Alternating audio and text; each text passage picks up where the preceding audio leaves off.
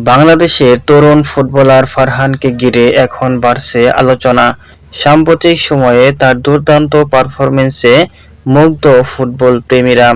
আক্রমণ ভাগে ধারাবাহিক ভালো খেলায় তিনি প্রতিপক্ষের জন্য বড় হুমকি হয়ে উঠেছেন। ভারতের বিপক্ষে ম্যাচকে সামনে রেখে ফারহানকে নিয়েই সবচেয়ে বেশি সতর্ক থাকতে পারে ভারতীয় রক্ষণভাগ। কারণ সুযোগ পেলেই গোলের সুযোগ তৈরি করতে পারেন এই তরুণ ফরোয়ার্ড।